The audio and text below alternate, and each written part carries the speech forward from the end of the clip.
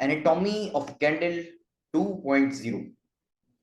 यहाँ पे हम कैंडल की और डिटेल एनाटॉमी को डिस्कस करेंगे। यहाँ पे कैंडल की एनाटॉमी को और ज्यादा डिटेल तरीके से हम जो है समझेंगे।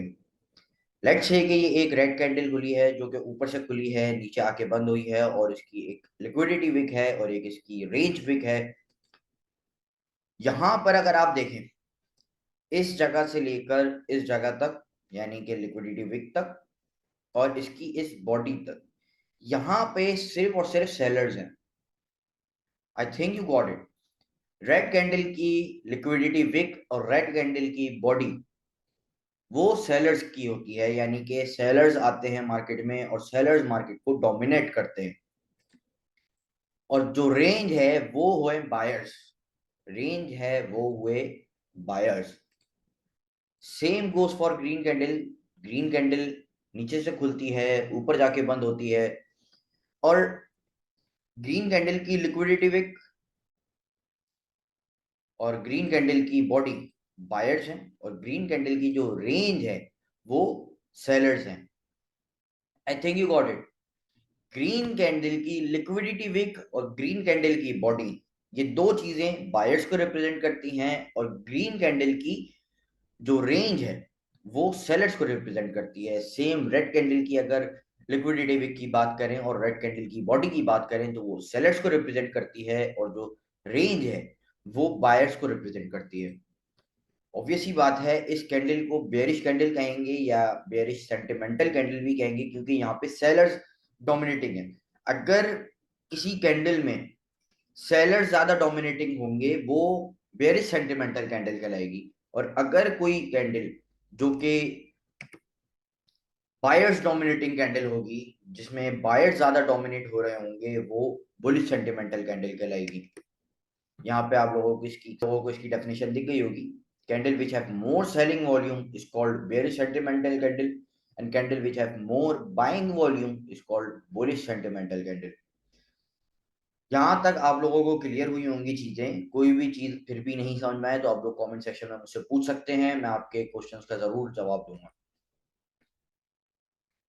यहाँ पे आप लोगों को ये दिख रहा है कि ये एक ऐसी कैंडल है जो कि ग्रीन है, बुलिश कैंडल है।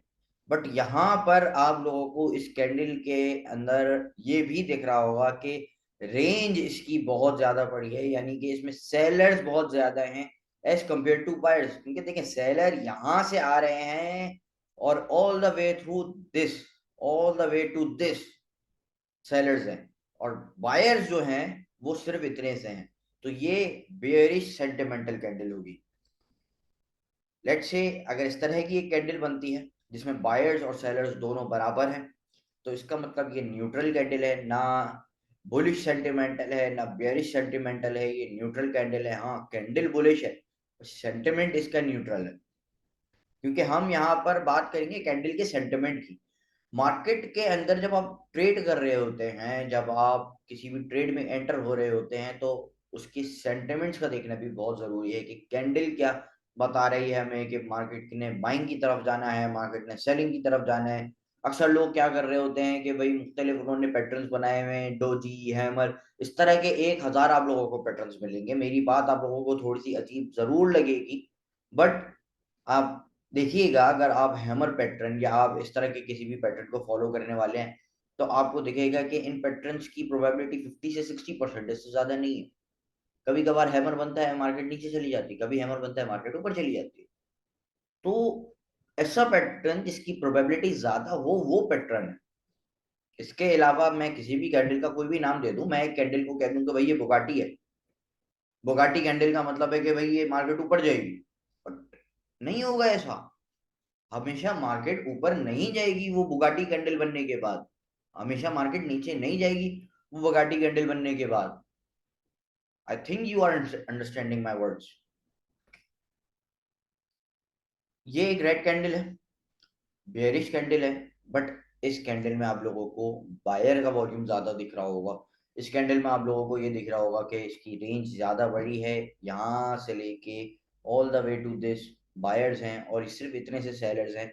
तो ये बेयरिश कैंडल होने के बावजूद भी बुलिश सेंटिमेंटल कैंडल बन रही है। I think you got it. ये चीज हमेशा याद रखिएगा, whenever market break high मतलब एक कैंडल ने प्रीवियस कैंडल के हाई को ब्रेक कर दिया। जब एक कैंडल प्रीवियस कैंडल के हाई को ब्रेक कर दे तो वो कहलाती है कि भाई अब मार्केट ने हाई ब्रेक कर दिया है, देयर इज 80% चांस कि अब इसने ऊपर जाना है, क्योंकि प्रीवियस कैंडल का हाई ब्रेक हुआ है, रेंज ब्रेक हुई है जिसे आप कहते हैं।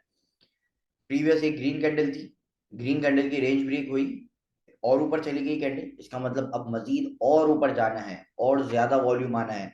इसी तरीके से जब मार्केट लो ब्रेक करती है, there is 80%, not 100% but 80% chance के मार्केट ने मजीद नीचे जाना है, मजीद मार्केट ने डाउन मूव करना है। आप लोगों को ट्रेडिंग व्यू से मैं दिखाता हूँ।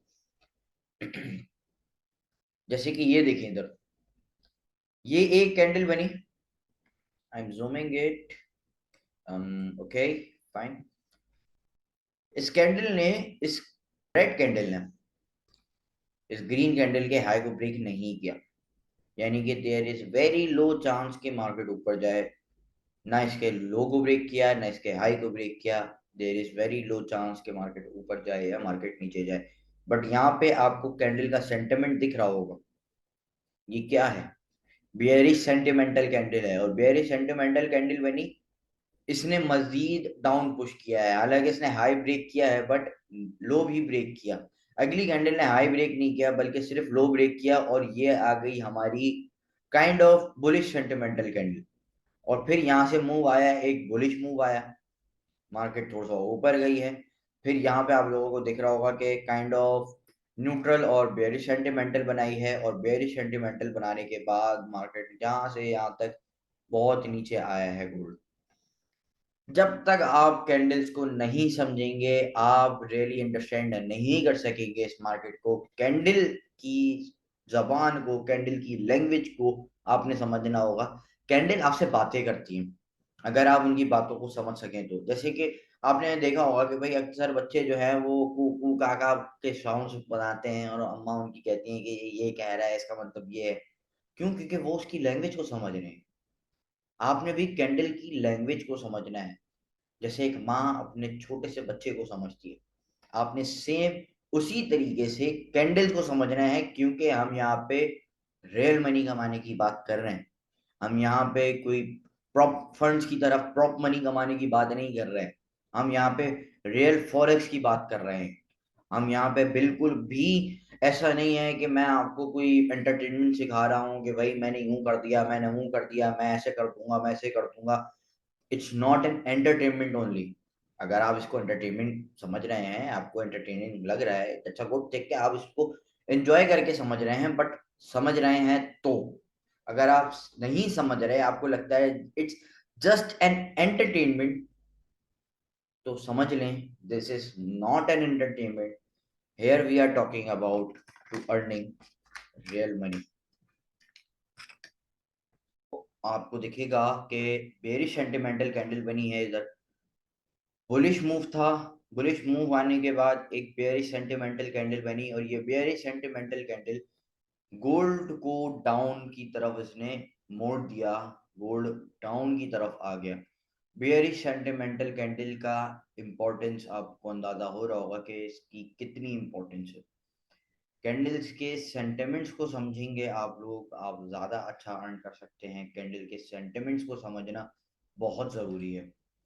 Same here, bullish sentimental candle बनी, डाउन ट्रेंड चल रहा था, गोल्ड डाउन आ रहा था, एंड देन गोल्ड ऊपर चला गया।